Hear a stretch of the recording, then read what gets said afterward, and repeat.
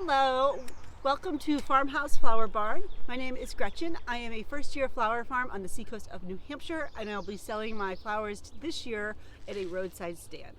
So today I wanted to just give you a farm tour. So I'm going to kind of walk you through what I have growing.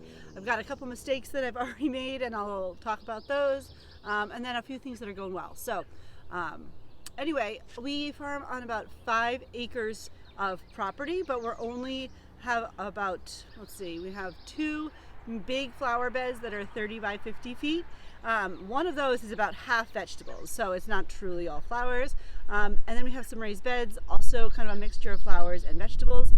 And then we have one more just long single row that I haven't planted yet, but I'm going to be putting in yarrow. So we have a fair amount of growing space, but we're not nearly farming all 5 acres. So I will show you a little bit about the rest of the acreage and what it looks like, because there's so much I can do and space for the future. Right now, kind of the big growing area is dedicated to pasture for our 5 goats and 2 sheep that are out there. So I will walk you over there and just give you a glimpse of what's going on over there. All right, so let's get started. Oh my gosh, I was hoping to get out here before it got super bright, but it is early morning here, kind of towards the end of May, and the sun is really bright. So I will try to avoid looking directly into it, so excuse the glare. So it is the end of May, and we've had this incredible streak of hot weather. So I would take warm any day, but it's been 90 degrees here in New Hampshire, which is super uncommon. So I've been getting things out here, but I've also been really sensitive to getting seedlings out here that do not want that heat. So behind me, you can see this is our old kind of large row garden, and it's been set up in so many different ways over the years. We've been growing vegetables here on our homestead for 10 plus years, and this was actually, when we moved in, was just a huge pile of horse manure. So we laid it out and we've been building up the soil. So the soil in this garden is awesome. And so it is, this area in particular has been gardened for so long that it's mostly weed free. So I don't have any weed protection. You can see in the very back, I do have some weed protection, and that is because that part of the garden is pretty new. We kind of expanded out that direction, and it is full of mint. Mint was planted here before we moved in, and it's still 10 years later kind of our nemesis. I love having it, but it definitely takes over in the garden. So this part of the garden doesn't have any of that weed cloth or weed pressure. The other end does. So it has, we've actually kept weed cloth down, and we're going to be only planting into the weed cloth where we've had this mint issue. If you've never dealt with mint, the teeny little roots just keep sending up the mint, and then you get this really intense root system underneath. So it's really hard to deal with. So anyway, we're going to keep the weed cloth and try to just get that part of the garden under control and fully planted. So this garden has, you can see it has a couple, well, maybe you can't see, but it has a couple flowers growing already in here. This is more of my trial area. So I have, my more kind of big crops in the other garden with my zinnias and my sunflowers and snapdragons and all that stuff. But anything that I'm just trying out. So I have anemones, I have stock, I have some of these things that I haven't grown before that I just want to give a trial year before I would actually grow enough for production. The very back that you can see the weed cloth in is going to be all specialty pumpkins. I love to grow pumpkins, and I've got a couple fun varieties for this year. So this is the big row garden here, and I'll show you a little bit more and just walk you through it here. Okay, the next growing space I want to show you is my brand new garden. If you want to see how I put this garden in, it used to be all grass. I have a video about that, so go back and check it out. It just kind of walks you through what steps I took to turn a grass lawn into a garden space. And you can see there's weed cloth over the entire thing, because I know as a new garden space that has had grass in it, there is absolutely no way I'll be able to keep up with the weeds. So for this garden space in year 1, I have a weed barrier down here, and my plan is, as I start new garden spaces, is to just use that weed barrier for a year or 2 to help with the weed pressure, and then to move over into more just kind of a soil-based garden, so I don't have as much plastic. So this is the garden space. It is 30 by 50 feet, so I have 5 rows, and each row is 4 feet wide and 2-foot paths. And I'm going to turn the camera around here and just walk you through what I have growing so far. Again, it's late May here in New Hampshire. Our last frost date was around May 14th. but it was really warm early on, so I put some things in earlier. There's some things that are going well and some things that aren't. So the first thing that is going well is my status. And I put this in quite a while ago, and you can see it's coming up so nicely. I'm super happy with it. It's really just in the last couple of days starting to take off. So that has been a success so far. If we go a little further down, I have my first, it's not a total failure, but my Bells of Ireland, you can see they're teeny tiny little ones here. Ooh, and look at that snake. That startled me. Okay, but we have a lot of ones that didn't make it. So what I found was that weed cloth, if it had a hot day when the seedlings were really like below the level of the cloth, I ended up with dead seedlings. So I think I should have waited a little longer to put those out. So this edge of the garden over here is actually just planted with some seeds, and so those aren't really sprouting yet. There's some weeds coming up. This is the first set of sunflowers coming up. So I'm really happy. I just have never direct seeded sunflowers in weed cloth. I've planted them plenty of times directly in the garden, but I'm happy to see them coming up. And then same thing here. We've got some seedlings in, or some seeds direct sown in here.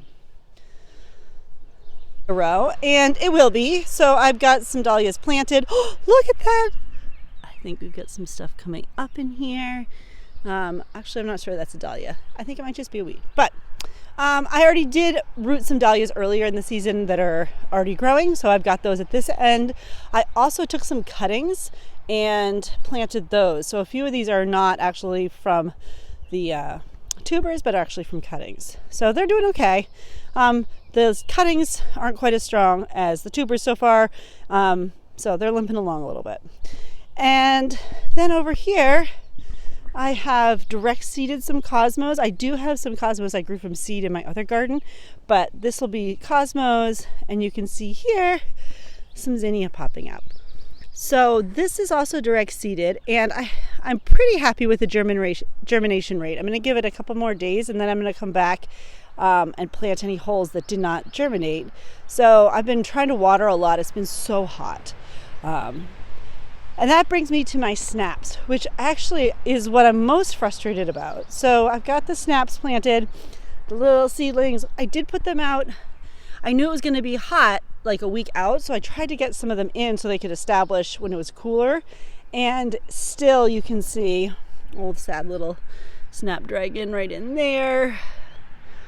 Did not make it. So I still have one more kind of tray of them. I'm going to try to interplace them back in here, but I'm a little sad about my snapdragons because I've been growing them for a really long time and had such good luck over the years, and this just feels a little sad. So anyway, and then I still have a lot of holes in the center of these weed cloth rows where I haven't planted anything. I'm going to be succession planting zinnias and sunflowers, and I still have some things to get in today. Today is the first day where it's not going to be 90 degrees, thank goodness.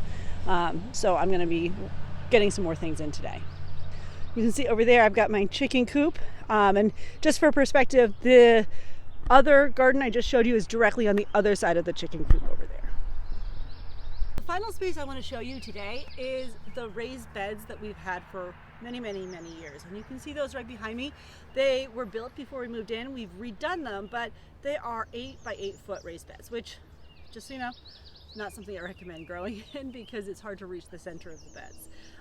So you can see a mixture right here. This is set up, this one over here is set up as a square foot garden space. So it's got all fruits, all vegetables actually in it.